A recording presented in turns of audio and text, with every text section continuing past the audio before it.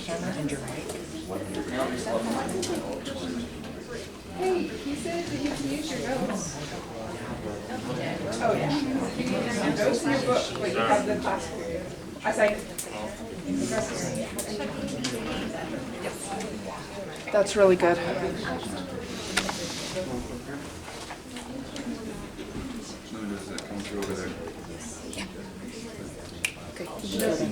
Just because I participate doesn't mean I know anything.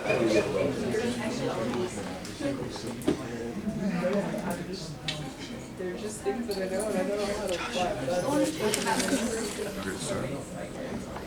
Okay, welcome everybody. We're gonna get started now. Thank you all for coming. My name is Joshua Koyman, and I would like to welcome everyone to our 13th United Nations International Mountain Day observation here at UVU.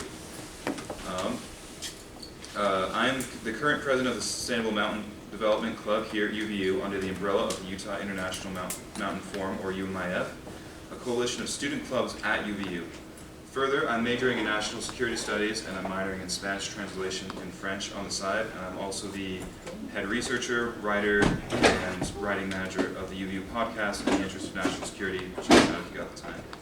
UIMF has been proudly advocating for sustainable mountain development since 2011 in the state of Utah and globally through the student-engaged learning model. Through this model, students work inclusively to solve real-world problems with the faculty serving as a mentor. Today's event will demonstrate how UIMF members are hosting this event through the student-engaged learning model. This model has been of great utility to me as I've been able to learn a lot through learning how to organize this event as well as other activities and events I've participated in as part of UIMF. This year's theme for Sustainable Mountain Day is Women in the Mountains. I'd like to invite Jonathan Lubeck to the stand. He is currently pursuing a degree in Information Technologies.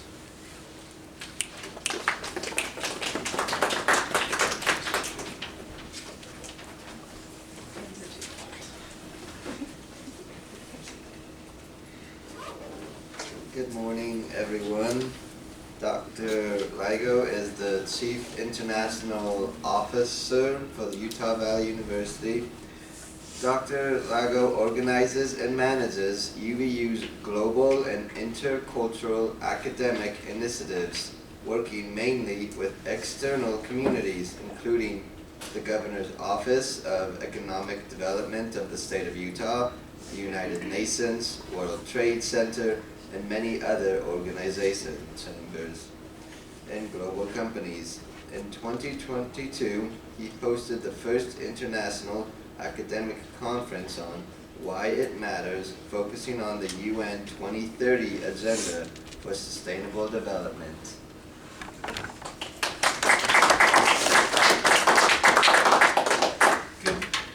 Good morning to everyone. It's good to be here with all of you.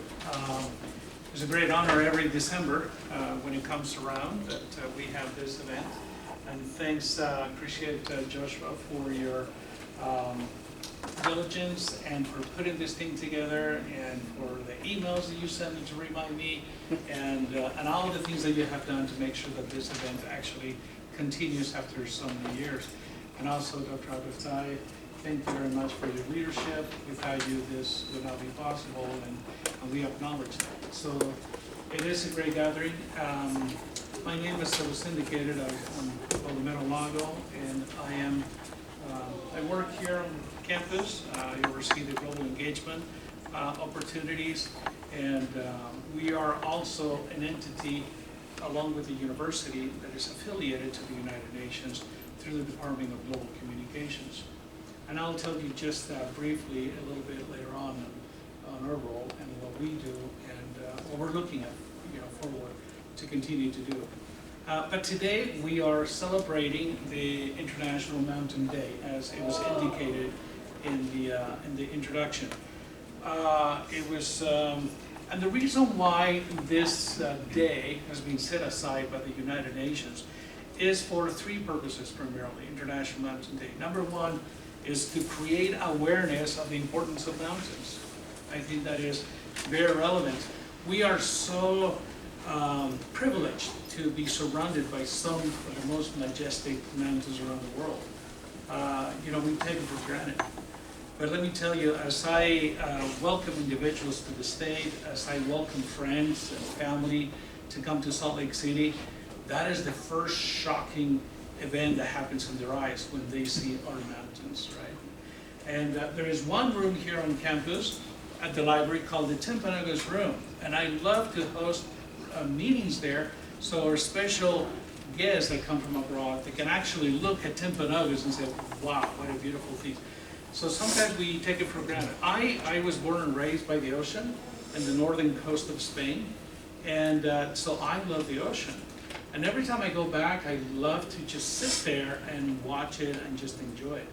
But while I was living there, I ignored it completely. We don't take for granted. So mountains should be very relevant. So number one is to create awareness of the importance of mountains, but not only mountains as beauty, but mountains to life, which I think that is very, very important to know. Number two, to highlight opportunities and constraints in mountain development, the potential that a mountain brings us to our society. And last, to build alliances that will bring positive changes, right, to mountain peoples and environments around the world.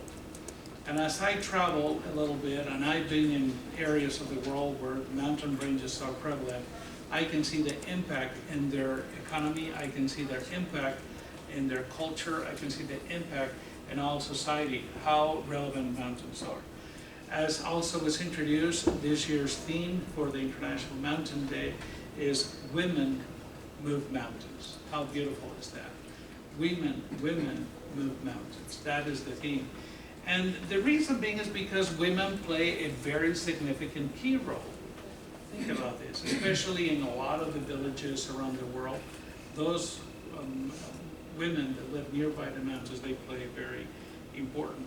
And let me give you just a couple of things. They help to protect the mountains. They help to develop economics within the mountain. They are the ones that raise the crops. They are the ones that take care of the landscapes. They are often the primary managers of mountain resources. They are the guardians of biodiversity. And they're the keepers of the traditional knowledge, custodians of local culture, and experts in traditional medicine. I mean, I have walked some of those mountains. I remember in Peru, and boy, meeting with some of the ladies there, meeting with some of the folks, some of the indigenous groups like the Incas, right?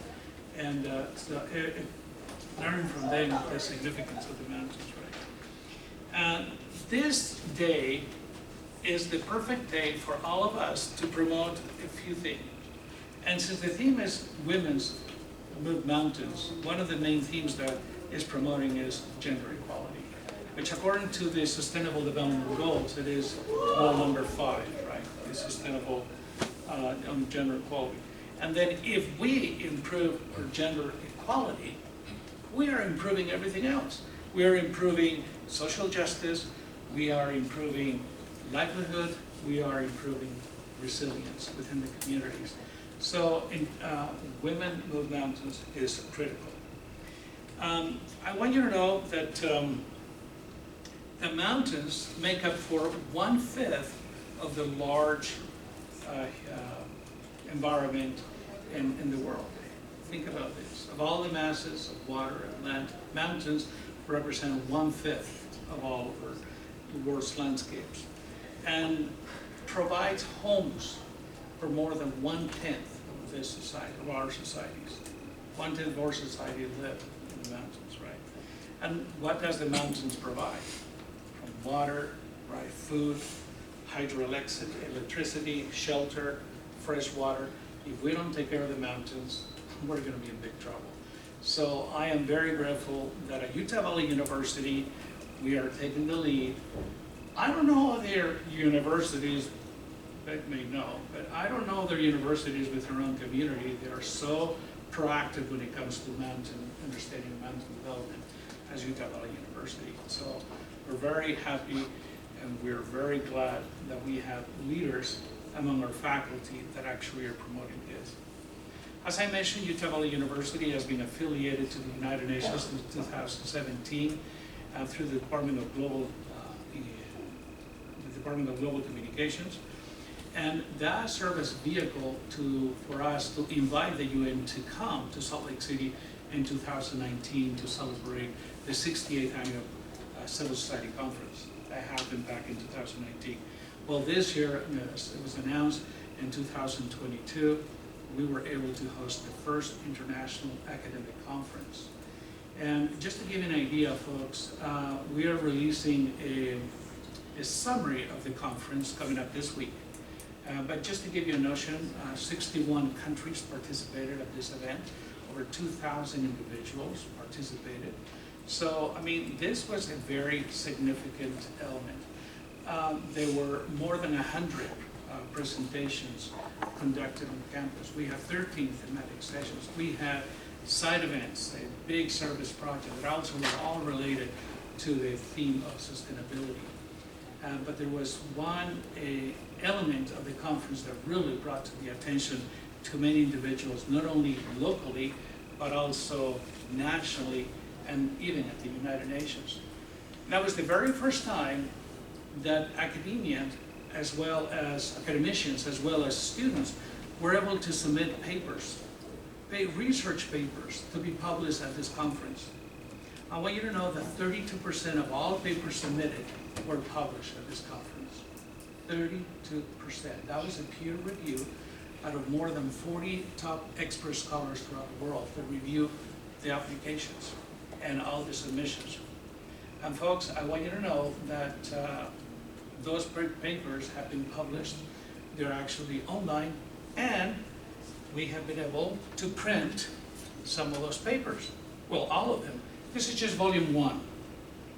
76 papers, 1,600 pages of research, and they're all color-coded by the SDGs, as you can see. Okay. So this is the research. And as I look at SDG 4, which is one of my favorites because it deals with quality education, on page, let me see, 290,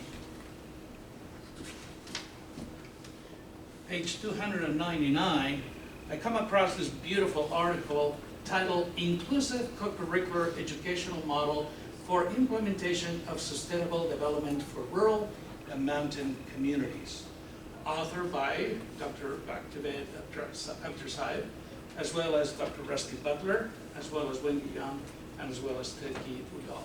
So this is a beautiful article that was published through the conference and proceedings, and here we are with their regular ISBN. And again, this is volume number 2. I didn't want to bring the other. Sorry, this is volume 1. I didn't want to bring the other volumes.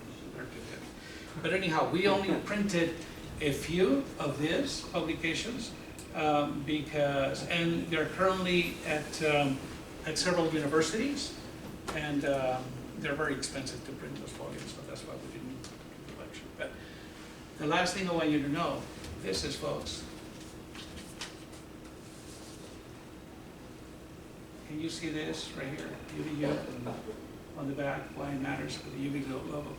This is the only academic publication on the Sustainable Development Goals ever, and is housed at the United Nations Library.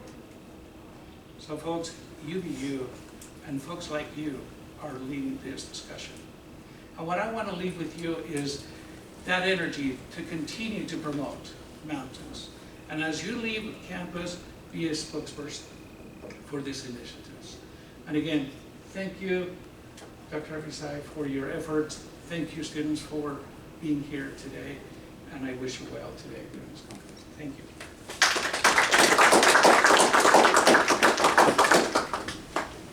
Thank you, Dr. Buckler. Dr. Lago. We were getting mixed up a little bit. That was wonderful. Thank you for talking about the sustainable mountain development and how this is getting brought to the world through the research. I would now like to invite Rachel Welker to the stand to say some words. Thank you.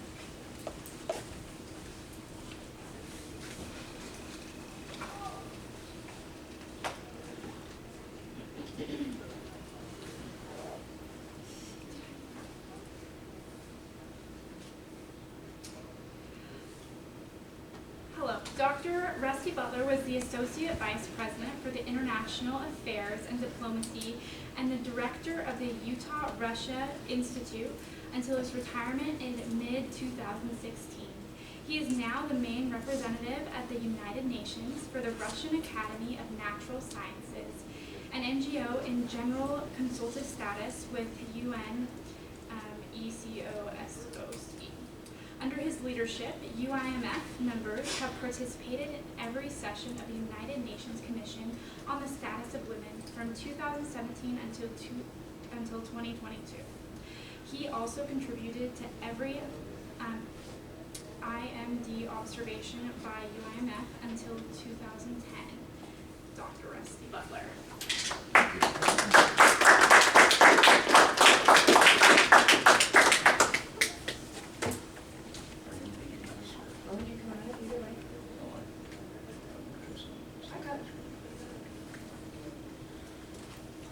Thank you very much. I'm delighted to be here. I'm delighted to be in your company and to give a shout out, if I can, to two people, and especially Dr. Lago here is, I call him my brother from another mother.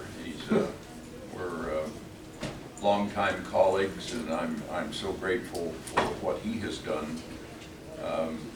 It was my opportunity to help build what we have going here, but when I retired, Dr. Lago took that foundation and it has gone through the sky, literally. I mean, I can't believe what he has done.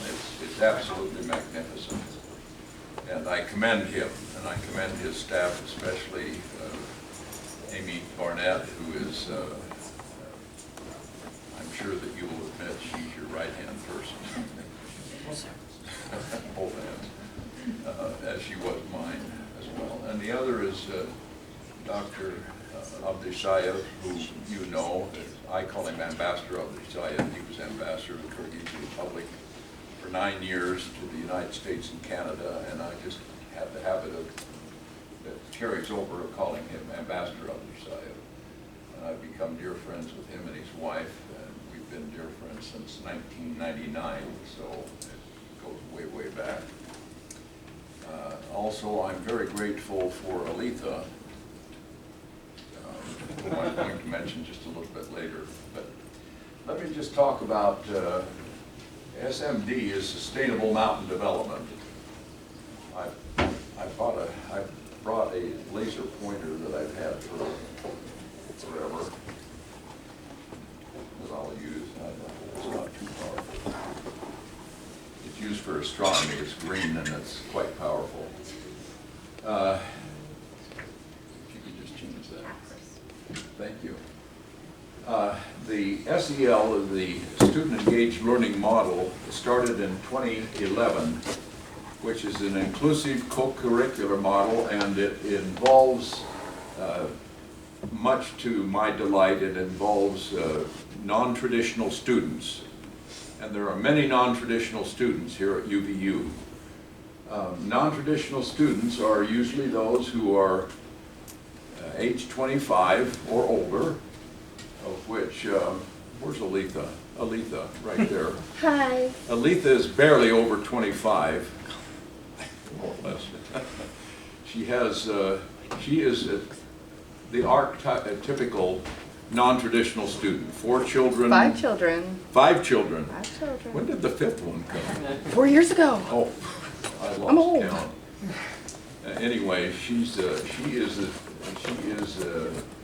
one of the non-traditional students, and these are people who have careers, perhaps, who are doing other things, such as Aletha being a mother of 5 children, and but they come with a lot of knowledge and maturity and insights that people much younger just do not have. And so they're a tremendous boon. One of the problems, though, is that they just don't have the time that traditional students do, because they've got so many other things on their plates. And so it's remarkable to have, it's nice to have an organization such as the UIMF, the Utah International Mountain Forum, as an organization, an umbrella organization for various clubs, Foreign Affairs, Sustainable Mountain Development, Model United Nations, and Rotaract. Rotaract, for those of you who don't know what that is, Rotaract is part of Rotary International. It's their student club. And this umbrella organization has done marvelous things here on campus and internationally, as you will see in some of the other slides. Next slide, please. Through this model, the Sustainable Mountain Development and the students banding together as co-curricular learning. Through this model, the students are able to contribute their own skills and experiences, which are very unique, and they are able to fundraise and to do other things to make this a very profitable organization as far as what it does for students and what it does for the organization. Now, up here is the symbol of the Mountain Partnership, which is part of the United Nations. It's under the Food, FAO, Food and, what is it? Food and Agricultural Organization, FAO, which is headquartered in Rome, by the way. I had the opportunity to visit their headquarters in Rome. The UIMF works in cooperation with the Mountain Partnership, as does Utah Valley University and the organization that I currently represent at the UN, the Russian Academy of Natural Sciences.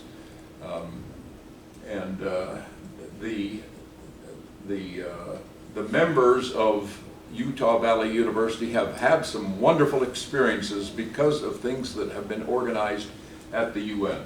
Next slide,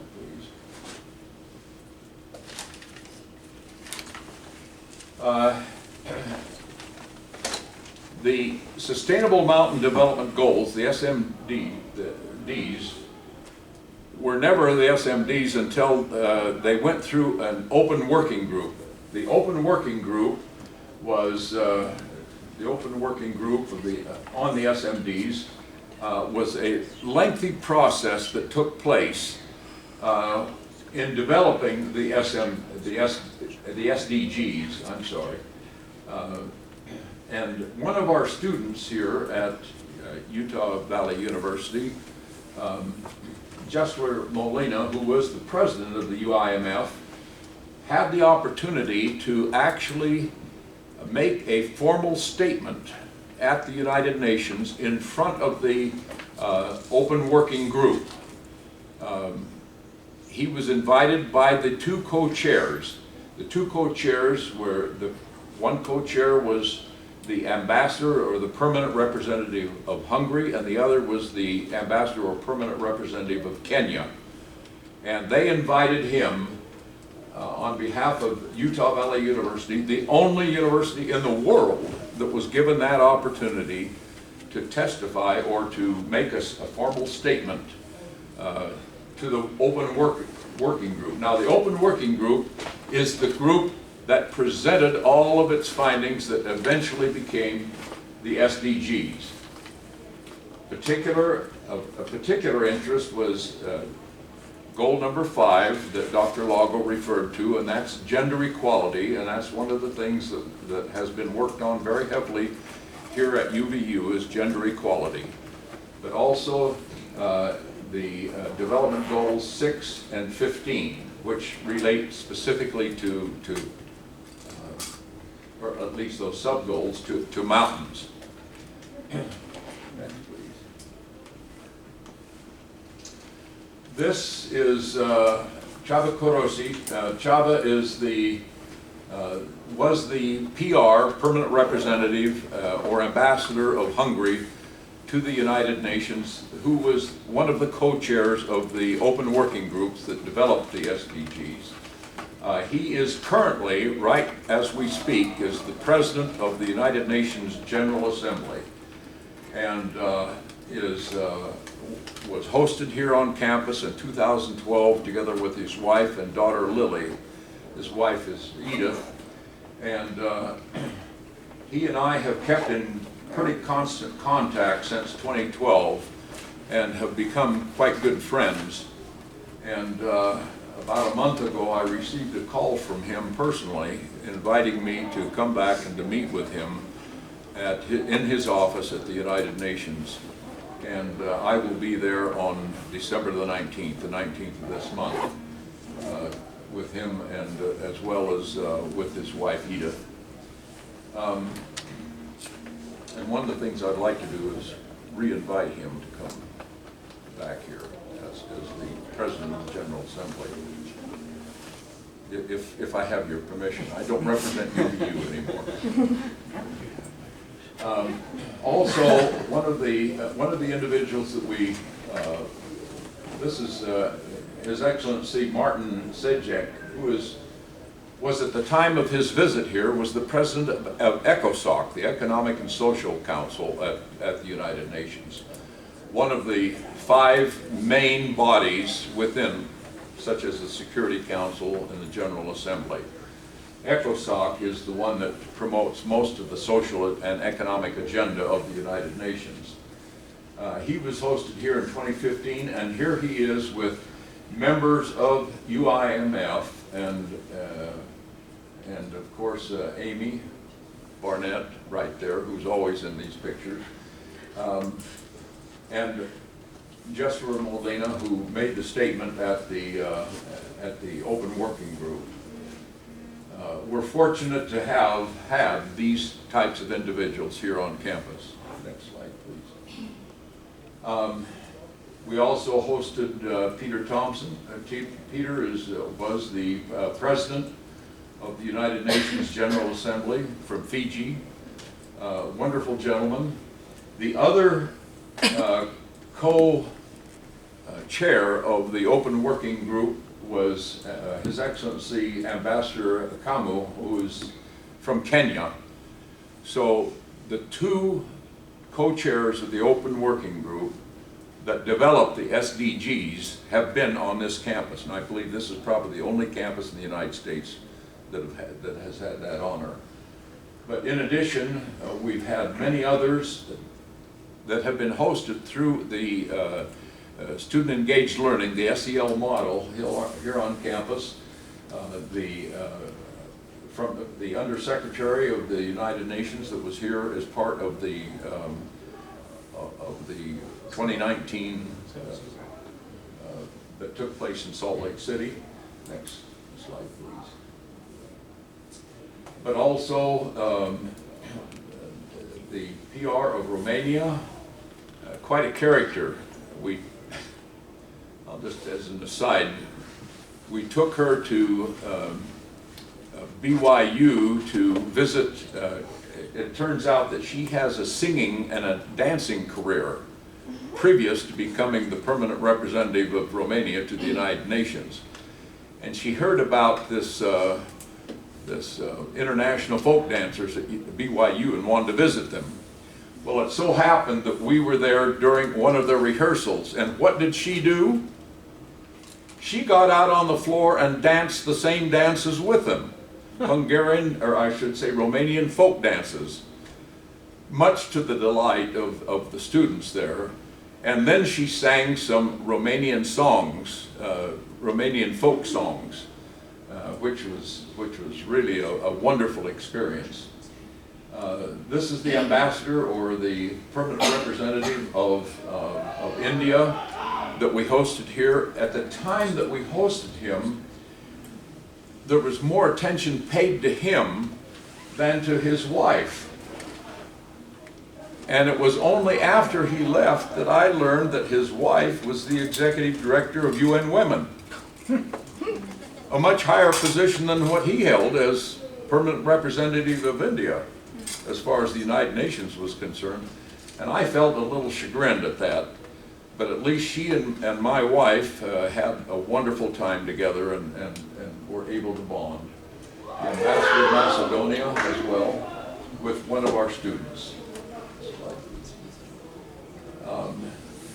The Kyrgyz ambassador, we've hosted several Kyrgyz permanent representatives from the United Nations as well as to the United States. Peter Sager, who is, or Paul Sager, I should say, who is the permanent representative of Switzerland, who had an interesting experience when we took him to the capital to visit with the governor.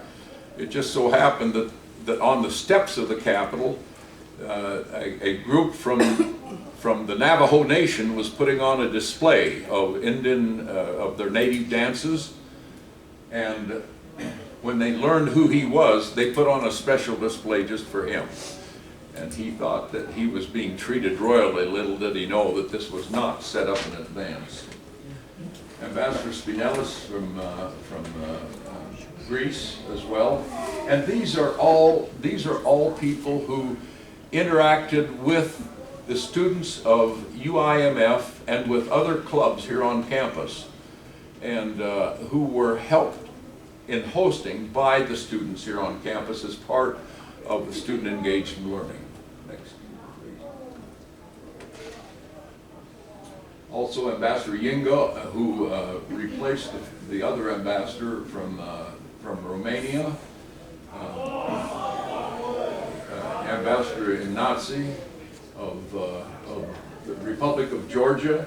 We had a special treat for him when the Springville Museum of Art put on a special art display of Georgian art. As you know, the Springville Museum has a large display of, or a large collection of Soviet era art. But little did we know that they have a large collection as part of that from Georgia. And there was a couple of paintings that he related to immediately, especially one he said, this is one that a copy hung in my home, and I always related to the young man in that copy. Next, please. From Germany and from Uzbekistan, we've had several here on campus, permanent representatives from Uzbekistan. Next, please. As well as from Germany. Herzegovina and Bosnia-Herzegovina, Tajikistan. This is the second one from Tajikistan. This is the second one from Austria.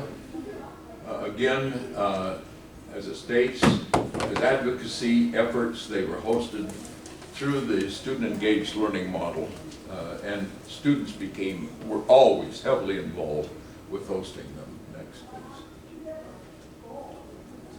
We've had several ambassadors and permanent representatives from the Russian Federation here on campus. This is the second permanent representative, and we've had 2 ambassadors to the United States from Russia that have been on campus. Several from the Kyrgyz Republic. Ambassador Forsyth, who was here just, earlier this year, wasn't he? March. Well, yes, wasn't he here as part of the... Yeah. Yes, just earlier this year. He has been here 2 or 3 times now on campus. Wonderful, wonderful gentleman. Isn't his son the mayor of Lima now? He's the deputy. Deputy mayor of the city of Lima in Peru. George. So I was delighted to see him again when you brought him here. Next, please. Oh, and by the way, the mayor, or the Ambassador Forsyth, when he was here, wanted to see students, and that was a wonderful experience.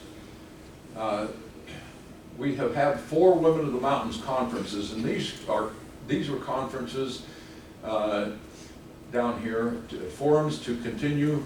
One of the things that came out of them, to continue traditions of celebrating mountain women, which started in Bhutan in 2002. And so UVU has hosted 4 of these. Next, please.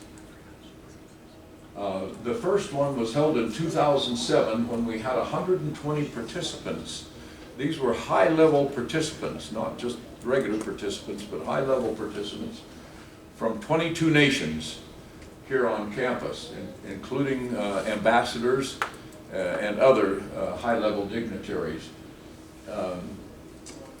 The report of that was written up for the United Nations report to the Secretary General, and here's the on gender, because the purpose of these Women on the Mountain conferences was to highlight gender inequality and gender development. Next, please. These are, I'm just going to take a look at, I'm going to go diagonally down with the green because there's too many here to talk about. Women play a crucial role in achieving sustainable mountain development worldwide. One of the things that came out was called the Orem Declaration. That was the result of this conference. Policies should promote mountain women's increased access to services. And down here, number 11, we recognize that in order to promote a peaceful and prosperous society, men and women need to cooperate one with another in mutual respect and on equal terms. The rest of these, I'm sure, can be made available through this PowerPoint presentation. Next, please. In 2011 was the second Women of the Mountains Conference, and it continued, but this time the students became more involved rather than just the faculty and staff. The students became more involved. And this continued many of the things that were generated or started in 2007. Next, please. In 2011, there were more than 100 participants from 20 nations. It wasn't as large, but it, for the first time, was hosted through student-engaged learning by creating a student-organized committee comprised of 65 UVU students. So the students became very heavily involved in this. Next, please. And then the next year, in 2012, instead of UVU, it was held in Puno, Peru. And this emphasized not just the women of North America, but now there was emphasis on the women of South America as well. And this produced another report on sustainable development, report of the Secretary General himself, and was highlighted. Now you'll see, all those of you who speak Spanish, that everything was in Spanish pretty much in that. Also, members of this one, of this particular Women of the Mountains Conference, then flew from Lima to Rio to participate in the Rio +20 UN conference. Next, please. Then in 2015 was this was completely organized and led through student-engaged learning. This was the students of UVU, University of Utah, and BYU. 79 students from 3 universities organized and funded and put together this conference. I'll just point out here one thing. This lady right here, Yamkila Sherpa, the former Minister of Tourism of Nepal, was in the 2007, she came in 2007, here she returns in 2015. I just got a text from her last week. She has just been appointed as a member of the Nepal Parliament. She's a brand new member of the Nepal Parliament. And as such, if you don't mind, I'd like to invite her again to come to UVU sometime, if she's in the United States, and she comes to the United States frequently. But as I said, that this was a student-engaged learning model entirely, exercise that was very successful. And again, another report of the Secretary General highlighting the conference and its outcomes. It's particularly goal number 5, providing women equal opportunity, equal gender opportunity, and number 6, and number 15. Next, please. This took on a new life when I retired and Dr. Lago took over, and through UVU and the Russian Academy of Natural Sciences, this has continued. This is the group of students at UN headquarters in 2019. Next, please.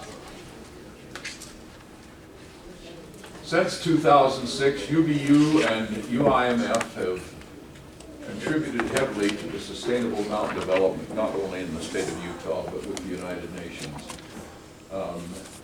We have hosted some of the things we've talked about. We've also hosted or been involved with parallel events or side events with the United Nations for all of the last, how many now? 5? Is this our 5th, I think? Sustainable, our Commission on the Status of Women. And this is number 67. Yes. Yes, this is 67. So the Commission on the Status of Women, which takes place every year under UN Women, and we will do the same this year. And what we do is we receive full accreditation through the Russian Academy of Natural Sciences, which is in general consultative status. That's the highest status. There's only about 1,000 NGOs in the world that are credited with that high status, and the Russian Academy of Sciences is one of them, that gives us access to many things at the UN that normally you just don't have. And so we, again this year, are planning together with the students and with UVU to have another event, probably a side event that will take place at the UN in March. We've talked with, and I'm going to be talking with Chava Korosi, the President of the General Assembly, about others' missions wanting to host this as well. With that, I'll just ask if there are any questions at all. By the way, we have how many that have turned it on? Yeah. How many have we had now? How many students accredited for the event? 9 already. 10 this year. 10. How many? 10 already. 10 already. Students that are accredited, that have been accepted and accredited and approved by the Russian Academy of Natural Sciences to go back to be part of a parallel or side event, whichever we manage to put together. Any questions?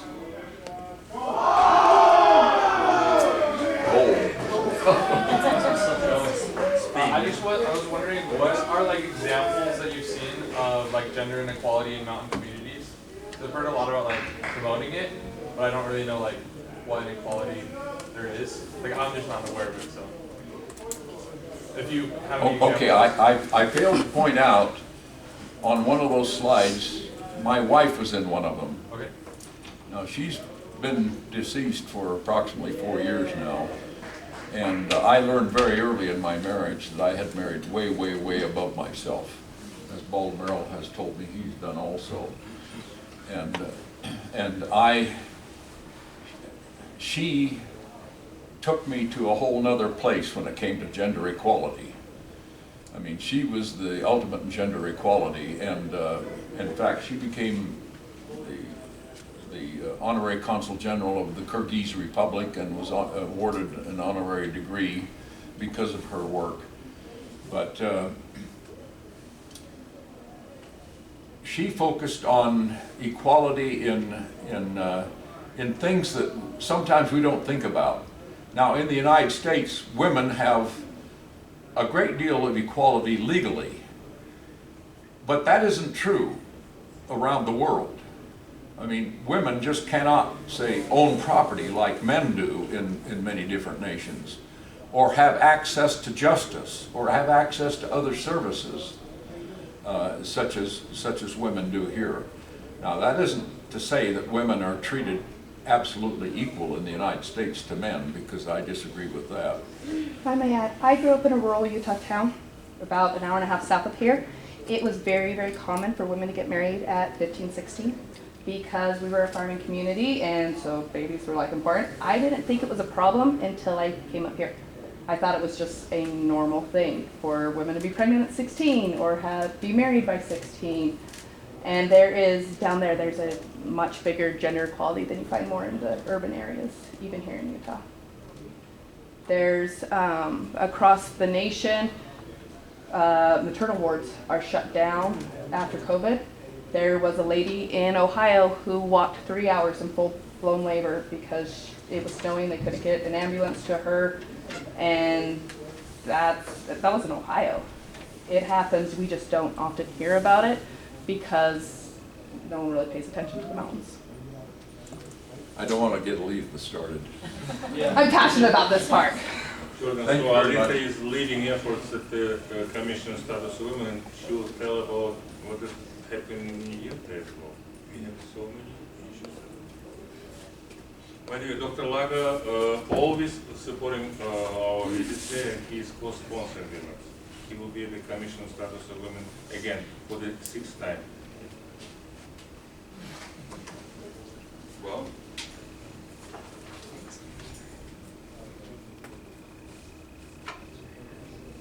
I would just like to thank you, Dr. Butler, again for speaking and giving us all that information, a little bit of the history. That was very enlightening. Thank you for that.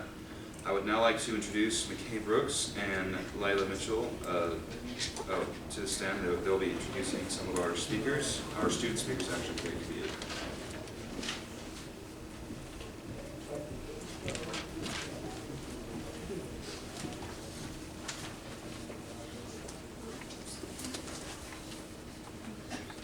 Yeah, so I'm McKay Brooks. I am introducing Winnie Jada. She is one of our international students studying global politics, and she is also a member of the Immigrant and Refugee Student Union. When she graduates, she hopes to attend law school and simultaneously work to promote gender equality in South Sudan. I will be introducing Hamden Torsak. He was born and raised in Provo, Utah, and he attended Provo High School. He graduated as an associate's a few weeks before he actually graduated from high school, and then following high school he served his mission for the Church of Jesus Christ of Latter-day Saints in Kentucky, Louisville, and the Czech-Slovak mission, and that majority of the time he spent living in Slovakia, and he's currently a junior at UVU studying political science.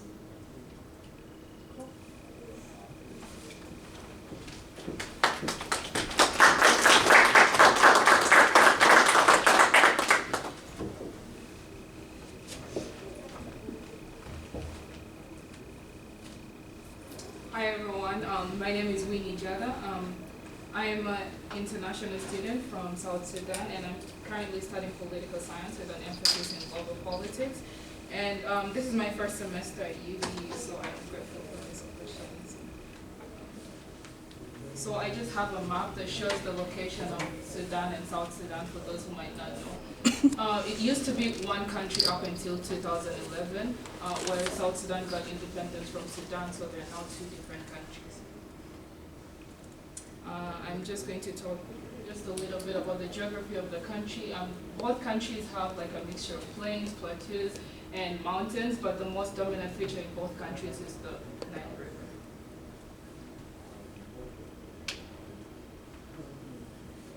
Sub-Saharan countries, Sudan and South Sudan, face numerous issues, and for a long time they've been struggling with obtaining and maintaining sustainable development goals, gender inequality being one of the biggest issues that they face. And tradition is usually the excuse that they give to promote gender inequality, and this shouldn't be the case.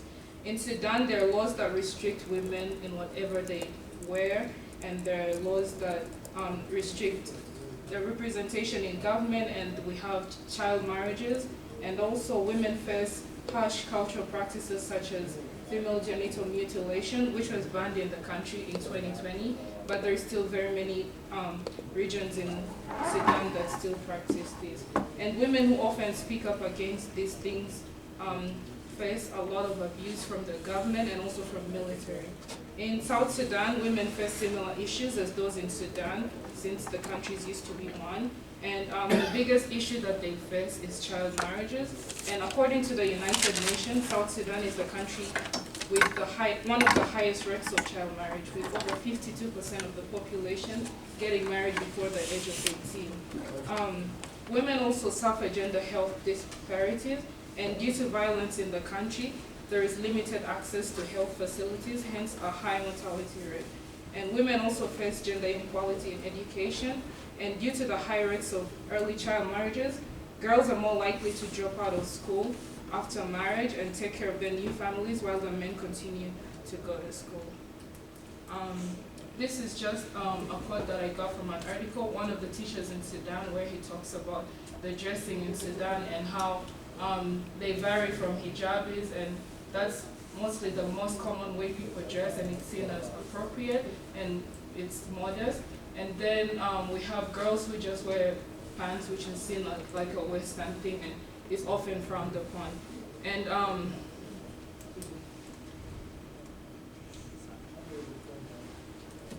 so the picture just shows how most women in Sudan dress. So that's the appropriate way to dress. Your head has to be covered, your shoulders have to be covered. And if you break any of those laws, if you go out, and we have what we call the haram police, which is like the modesty police, and if they see that, it can be anyone, it's not like you're assigned that this is haram police, it could be just anyone on the street, and if they see that what you're wearing is considered inappropriate, they can strip you naked and flog you. So what is being done in the countries to solve these issues? Most of the work that is being done is done by the United Nations. They have different initiatives that are working to fight against gender inequality, and some of the government officials are also trying, but it's not really, most of the work is not coming from the government, but more from the United Nations and other NGOs. Growing up, because I grew up in Uganda, although I was born in South Sudan, and I often visited country in Sudan and in South Sudan during the holidays, and one of my memories is that of having to dress properly, like they say in Sudan. And before I went outside the house, I could not wear whatever I wanted to, just like I did in Uganda, because in Uganda wearing pants is fine, but in Sudan I couldn't do that. I had to cover myself completely because pants are not allowed. I couldn't wear that out in public. And I had to make sure all my shoulders were covered up to my ankle, and anyone who broke any of these laws, like I mentioned before, would be flogged. And these rules, the rules are not as strict in South Sudan, but people frown upon you if you wear clothes that are too revealing. Ending gender equality has always been a major interest to me, hence my interest in political science. And in 2018, I participated in a campaign in Juba, South Sudan called Anamama Rasakit, and the translation for this is "I am not just a woman." Marasakit is a demeaning Arabic term meaning just a woman, which is often used to disregard women who speak up about their rights. And the campaign was organized by some members of the United Nations in South Sudan to bring awareness to the gender inequalities that women face. And through this campaign, we went to several schools, churches, villages, talking to girls and women about the importance of education and women's rights. And I was privileged to be born into a family that prioritizes education. So my participation in this event was to show the girls my age and those younger than me that they could attain education as well. And we also donated a few things to them. This was a wonderful experience for me, and it made me more passionate to see change and into the status of women in South Sudan. And also through this opportunity of student-engaged learning, I hope that I can apply everything that I learned here at UVU, because I plan to go back to my country and work to promote gender equality. And thank you.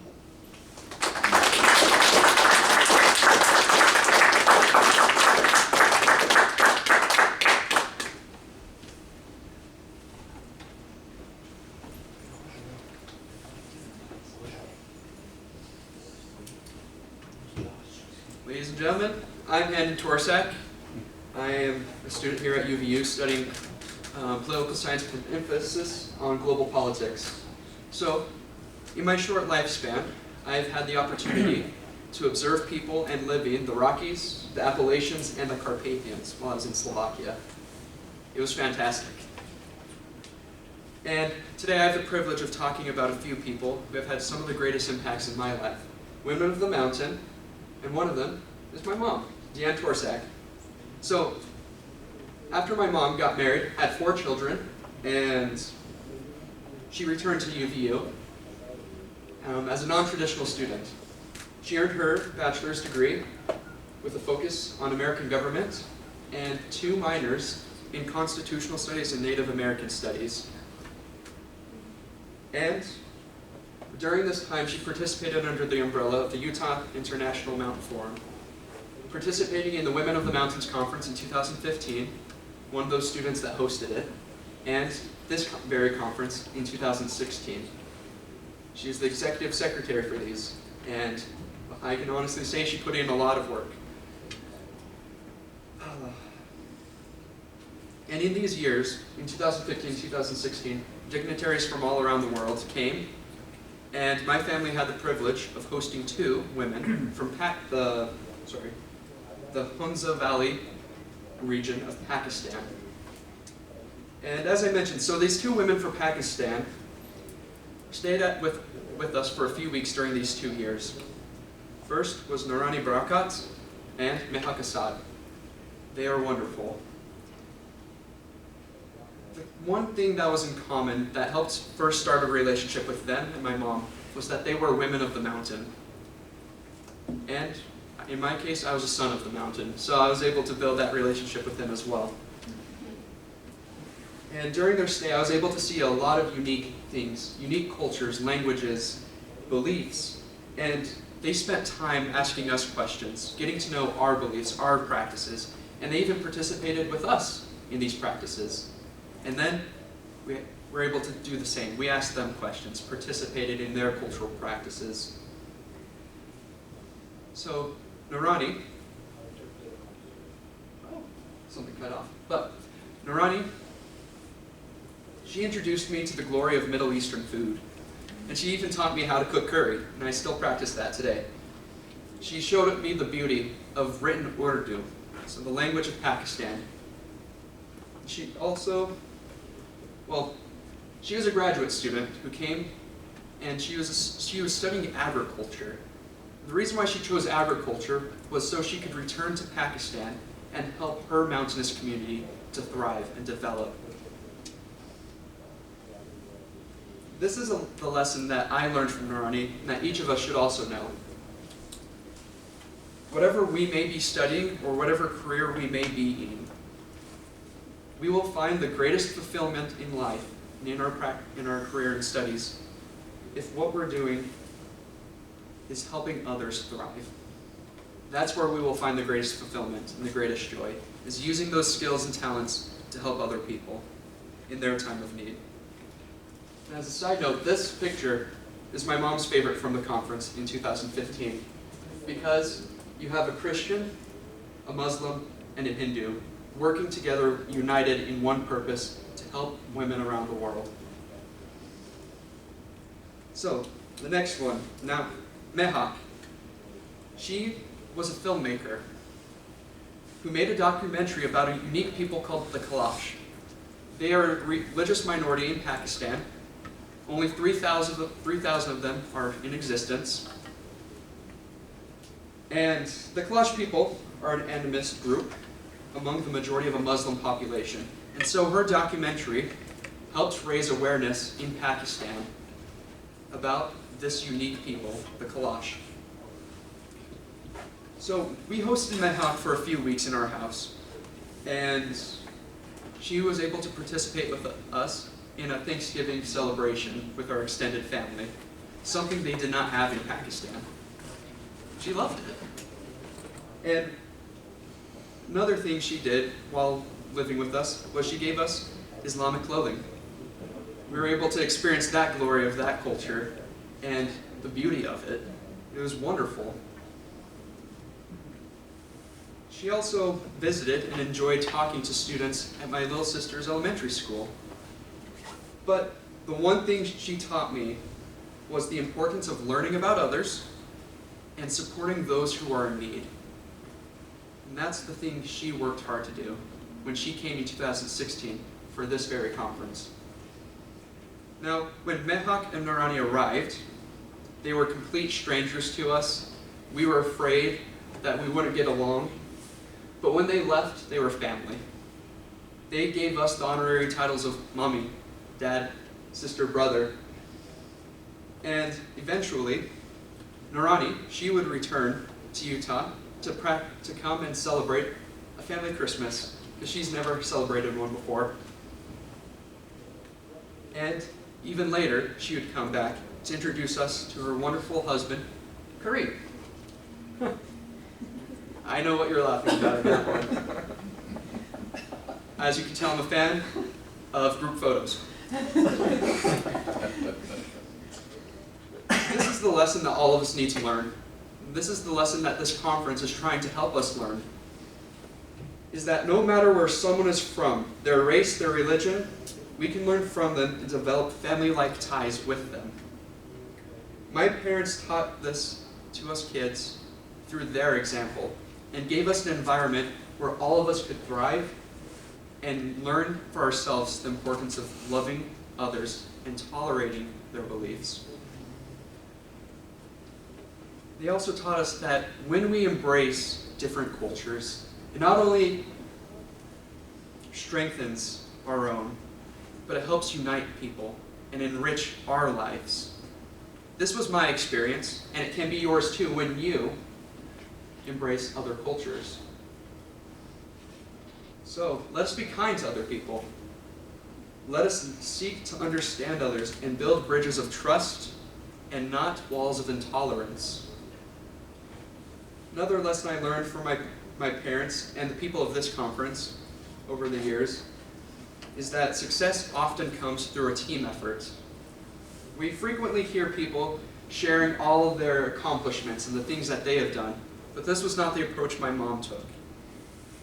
She often said to us kids, there is no I in team. This is something she lives by today and still emphasizes.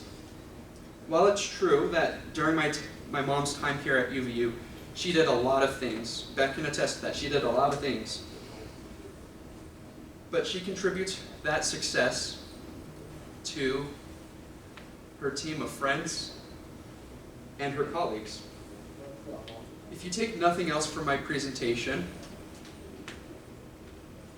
another laughing moment, sorry. If you take nothing else from my presentation, I hope you will take this. We have far more in common with the people around the world than we think. Of course, there are many, many differences. There are many unique things about all of the people around the world and about us. But when we choose to focus on our commonalities, we will discover a whole world of opportunity. Thank you for allowing me to participate in this conference with you.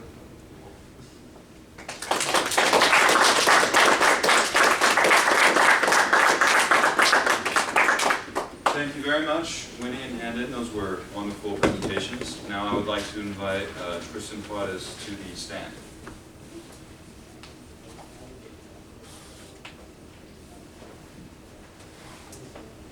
Thank you. I am pleased to announce, to introduce Priyanka Prem Kumar. Priyanka is a research analyst for improving food security and sustainable food systems. Here's so you can set her up. Sustainable food systems, specifically for the Sustainable Development Goal 2.4, for smallholder farms, especially women in mountain regions. Her research, the assessment of sustainable food systems in mountain regions of India through climate-smart agricultural during COVID-19 pandemic, the case study for AI for Rural, has been published in the proceedings of the UN International Academic Conference on Sustainable Development Goals, Why It Matters. Thank you, Tristan. I hope you guys can hear me. Can everybody hear that? Yeah. I take that as a yes. You're good. Okay. Thank you. Okay, good morning, ladies and gentlemen. My name is Priyanka Kumar. I'm an Indian and currently residing in New Jersey. I'm a researcher and a data analyst by profession. And primarily, I work on the areas of improving food security and sustainable food systems, that is SDG 2.0 for smallholder farmers, particularly the rural and the mountainous regions. Today, I appreciate the invitation from Utah International Mountain Forum, a coalition of student clubs at Utah Valley University, to speak during the International Mountain Day about the status of women and in particular the mountain areas of India.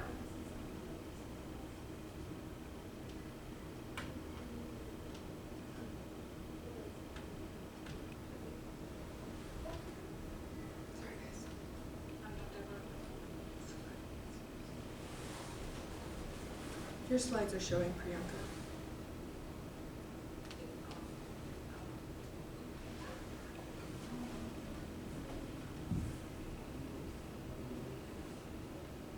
Can you see them? No. Thank you, Cassie. Do you want me to do it on our side? I'm not able to opt in up here because I'm seeing the first slide.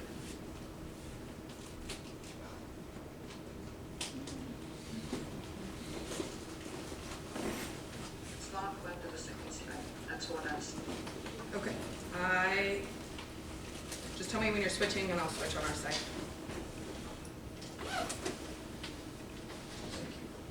Please, if you go to the second slide.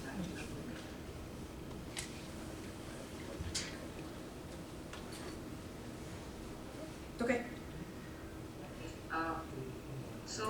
India has been ranked low on various indices that measure gender inequality, including economic participation and opportunity, educational attainment, health and survival, political empowerment, and legal protection. Political empowerment and legal protection. Although some Indian women are of voices in diversity, still women and girls in India do not fully enjoy many of their rights. Next slide. According to India's National Crime Records Bureau, that is, domestic violence accounts for 35% of all violent crimes against women annually. Gender inequality results in unequal opportunities and girls have low survival rates at birth. The World Bank also expressed their concern regarding the crimes against women, showing an upward trend in India. In particular, the brutal crimes which have led to the decline in the female labor force participation from 25.2% in 1990 to 20.3% in 2021. Next slide. At the same time, as per India's voluntary national review, the political representation of women in parliament has rise from 11.9% in 2014 to 19 to 15.1% in 2019 to present. Meanwhile, 451 Research and Technology Research Group within the S&P Global Market Intelligence stated recently that a belief held by many in the West that gender inequality in the information technology sector is much worse in regions such as India, in comparison with North America and UK, is actually misleading. Next slide. According to a study undertaken with the UK's Open University, women represented 46.8% of the postgraduates in IT and computing during the academic year 2014 to 2015 in India. This is more than double the rate in IT in 2014 to 15. The number of women employed in the IT industry in India has seen a rapid increase over the past 10 years. Women now make up 34% of the IT workforce in India. Indeed, the youth that is under the age of 30 has significantly powered its rapid growth, and the country is now almost at a 50-50 gender parity rate in STEM graduates. Analysis indicates that over 51% of the entry-level recruits are women. Over 25% of the women are in managerial positions, but less than 1% are in top executive roles. I would like to present my own professional career as an example of a growing role of women and girls in the IT area, and in particular, artificial intelligence. I have my master's in electronics and communication engineering from Anna University, Chennai, India. Next slide. During my internship as a researcher for an organization called AI for Rural, we have previously worked on the rural and mountainous regions of Ghana, poverty in an environmentally sustainable manner, as well as to increase the income of smallholder farmers, processors, and traders in this area, especially the women. AI for Rural has partnered with Utah International Mountain Forum and Utah Valley University since 2015 with a focus on the promotion of sustainable development for mountain communities in the state of Utah and globally. Next slide. I have contributed to the research of AI for Rural and presented its result at the UN conference Why It Matters hosted at Utah Valley University last October. It focused on improving the livelihoods of mountain people in India using sustainable development with the help of artificial intelligence. In this research, different intelligence data were collected by cognitive computing for the rural and the mountainous regions. This would then be used as an integrated solution framework that will aggregate digital technologies to not only empower but also educate the farmers to maximize productivity. Next slide. I also believe that to achieve food security, investment has to be made in agriculture to educate the mountain women, especially the farm workers, who are likely reinvest in their own land. But unfortunately, they lack the power to make wise purchasing decisions. Greater food security would be achieved if the mountain women had the access to needed assets and resources, and they need to be empowered to have a voice in the decision making that has an impact on their lives of their households and communities. The ripple effects of women-led development are undeniable, as an educated and an empowered woman will ensure education and empowerment of the future generations as well. Next slide, please. The role and status of women in India is a very hot issue that is passionately debated every day. All around the world, women are an untapped resource to fight poverty and violence. And even though their potential has been clearly revealed time and again in difficult circumstances like world wars and independence movements, men have too often lost sight of it in times of stability. The idea of perfect womanhood is perfect independence. I'm honored to be associated with Utah International Mountain Forum, which provides a unique student-engaged learning activity that encourages learners like me to advocate jointly for sustainable mountain development for women. Next slide. Thank you.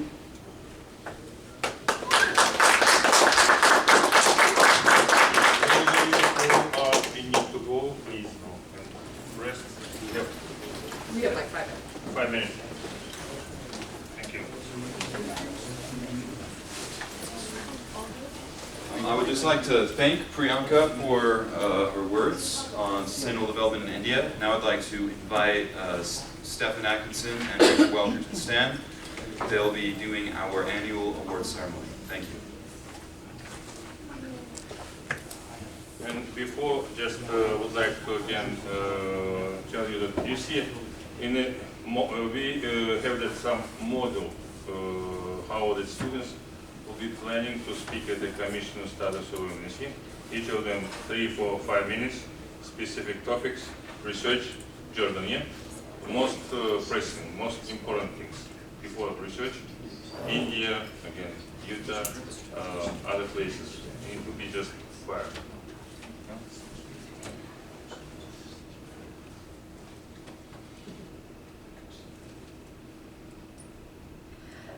Well, we are proud to present today certificates from the UNFAO's Mountain Partnership in recognition of the efforts of those who have advocated for sustainable mountain development in the year of 2022. And we'd like to thank people. We have some slides of all the names of individuals who participated, and it's an awesome long list.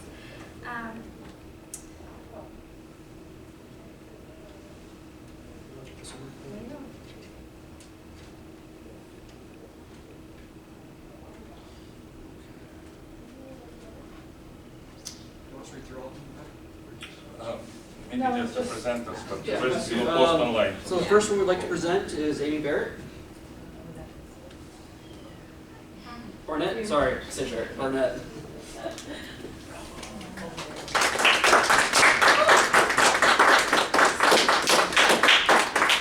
Thank you. And then the next one we'd like to present is Professor Abasaya, or Ambassador Abasaya.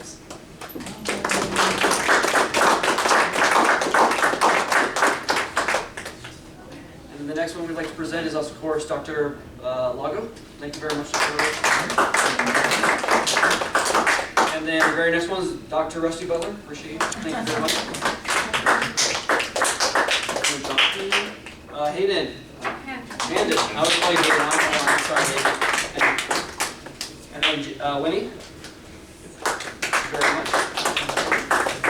And then I'd also like to present to Jonathan. Oh, he has to go. Yep, yes, he did. Side. And then Rachel. Oh, okay.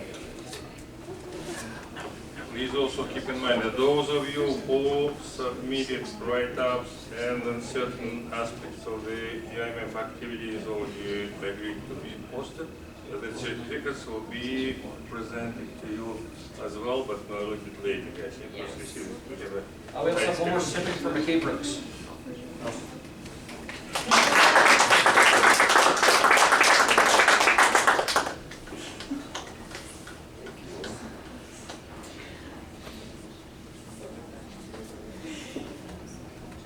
Well, thank you for all of your participation. Nope. Oh, are we? Yep.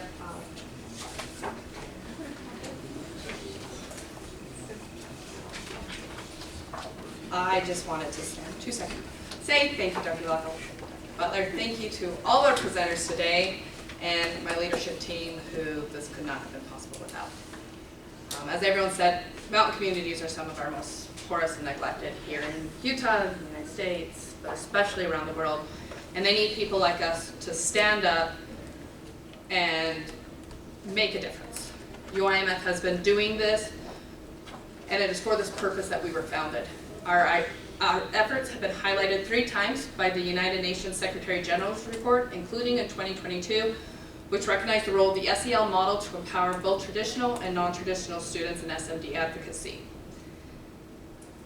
This March, led under the UVU Rotaract President Tristan Query-Smith, we hope to continue our advocacy through participating in the 67th session of the UN Commission on the Status of Women by hosting a parallel event with the Russian Academy of Natural Science and Utah-China Fish DNC, and a side event under the sponsorship of Hungary and the Kyrgyz Republic. I'm sure our students will handle these events with the same professionalism and passion UIMF has been known for the past 12 years. This will end our celebration today. It has been our honor and duty to continue to fight for the people in our mountain homes of Utah and worldwide.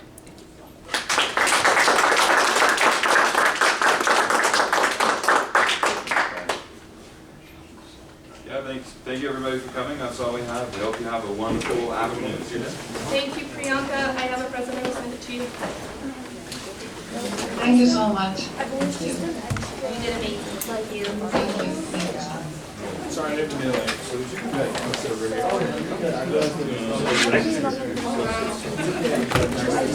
Rachel. Rachel, Yeah. will you go over to my computer and end the Zoom call for all? Yeah. I thought I did, but maybe Winnie and Gavin don't need I just heard.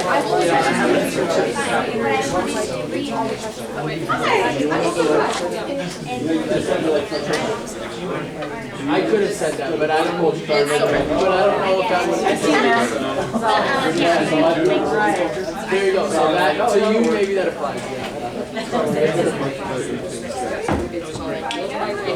No, I wasn't, but I heard one of the That's where our Do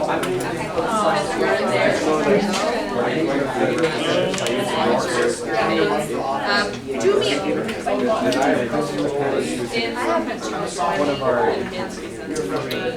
want to figure out who it is. Another successful day in the university.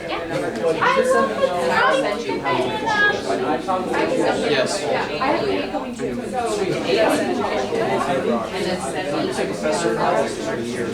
I do that.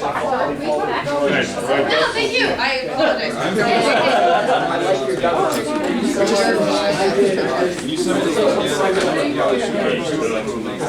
No, Tristan has me. I can take John's. I'm crazy, but I'll take that. They don't have to stress fall into this.